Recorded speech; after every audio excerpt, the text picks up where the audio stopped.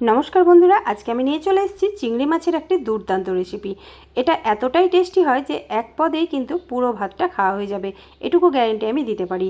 আর এই রান্নাটা নাম আমি বলতে পারবো না, যেহেতু আমি এক এক দিন এক এক রকমভাবে ঘুরিয়ে ঘাড়িয়ে রান্না করি, তো নামটা তোমরাই দিয়ে দিও। তাহলে চলো রেসিপিটি আমি কীভাবে বানিয়েছি তোমাদের সঙ্গে শেয়ার করি।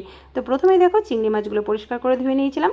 তারপরেও তার মধ্যে পরিমাণ মতো নুন হলুদ মাখিয়ে আমি মাছগুলো ভেজে তুলে নিয়েছি। মাছগুলো কিন্তু হালকাভাবে ভেজেছি, খুব বেশি কড়া করে ভাজা যাবে না, তাহলে কিন্তু শক্ত হয়ে যাবে। এবারে ওই তেলের মধ্যে দিয়ে দিলাম হাফ টিস্পুন কালো জিরে, দুটো কাঁচা লঙ্কা, একটা শুকনো লঙ্কা ফোড়ন আর একটা মশলা এবারে দিয়ে দেবো। মশলার মধ্যে আছে সর্ষে, পোস্ত, টক দই আর আছে নারকেল। এবারে ভালো মতো পেস্ট করে এটা দিয়ে দিলাম। দিয়ে দিচ্ছি মিক্সি জারটা ধুয়ে অল্প একটু জল। এবারে এটাকে খুব ভালো মতো একবার নেড়ে মিশিয়ে নেব।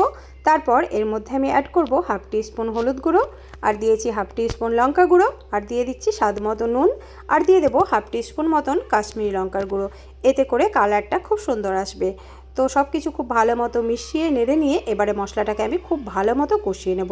বন্ধুরা, একটা কথা বলি, আমার রেসিপিগুলো যদি তোমাদের ভালো লেগে থাকে তাহলে অবশ্যই একটা লাইক কমেন্ট করো, তাতে করে নতুন কিছু করার উৎসাহ বাড়ে। তারপর এখানে দিয়ে দিলাম 3-4টে চেরা কাঁচা লঙ্কা। তারপর এটাকে আমি নেড়ে চেড়ে অনবরত মশলাটা কষিয়ে নেব। তো দেখো, মশলাটা খুব ভালো মতো কষানো হয়ে গেছে, তোমরা দেখেই বুঝতে পারছো এখান থেকে তেল ছেড়ে দিয়েছে। এবারে এর মধ্যে আমি দিয়ে দিলাম 1 বাটি দুধ। এখানে নারকেল দুধ দিলে বেশি ভালো হয়, তবে আমার কাছে নারকেল অল্প ছিল, আমি মশলার মধ্যে দিয়ে দিয়েছি, তাই আর নারকেল দুধ দিতে পারিনি। তো আমি এমনি গরুর দুধ জাল করা ছিল আগের থেকে, সেটা 1 কাপ দিয়ে দিয়েছি। তারপর হাফ কাপ জল অ্যাড করেছি। এবারে ঝোলটা ফুটে ওঠার অপেক্ষা। তো দেখো, ঝোলটা ফুটে উঠেছে। এবারে এর মধ্যে আমি ভেজে রাখা চিংড়িগুলো দিয়ে দিলাম। তো চিংড়িগুলো দিয়ে এবার এটাকে খুব ভালো মতো নেড়ে চেড়ে আমি মিশিয়ে নেব। মাছটা দিয়ে আমি খুব বেশিক্ষণ রান্না করব না, ওই 4-5 মিনিট মতো মিডিয়াম টু লো আঁচে রান্না করে নিয়েছি, কারণ চিংড়ি মাছ খুব তাড়াতাড়ি সেদ্ধ হয়ে যায়, আবার খুব বেশি সেদ্ধ করলেও শক্ত হয়ে যায়। তো সবশেষে আমি দেখো দিয়ে দিলাম হাফ টিস্পুন মতন চিনি, আর দিয়ে দিচ্ছি অল্প একটু শাহি গরম মশলা গুঁড়ো, ওই 1 চুটকি মতো। তারপর এটাকে খুব ভালো মতো নেড়ে চেড়ে আমি একটুখানি ফুটিয়ে নেব। তো আমি আর এর থেকে বেশি ঘন করব না, কারণ এই ঝোলটা দিয়ে ভাত মেখে খেতে কিন্তু অসাধারণ লাগে। তো তোমরা ঝোলটা চাইলে কম বা বেশি করতে পারো, তবে আমি বলবো একটুখানি ঝোল রেখো, এই ঝোলটা দিয়ে ভাত মেখে খেতে দুর্দান্ত লাগে।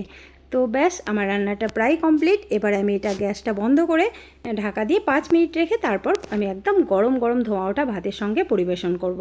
বন্ধুরা, এই ছিল আমার আজকের রেসিপি। তোমাদের কেমন লাগলো আমাকে অবশ্যই জানিও। ভালো লাগলে একটা লাইক কমেন্ট শেয়ার করে দিও, আর আমার চ্যানেলটি সাবস্ক্রাইব করে পাশে থাকার অনুরোধ রইল। আর যারা ফেসবুক থেকে দেখছো তারা প্লিজ আমাকে একটুখানি ফলো করে দিও, কারণ আমি আর ফ্রেন্ড রিকোয়েস্ট অ্যাকসেপ্ট করতে পারছি না, আমার 5000 পূর্ণ হয়ে গেছে। তো আজ তাহলে আসি, দেখা হচ্ছে পরের ভিডিওতে নতুন কোনো রেসিপি নিয়ে।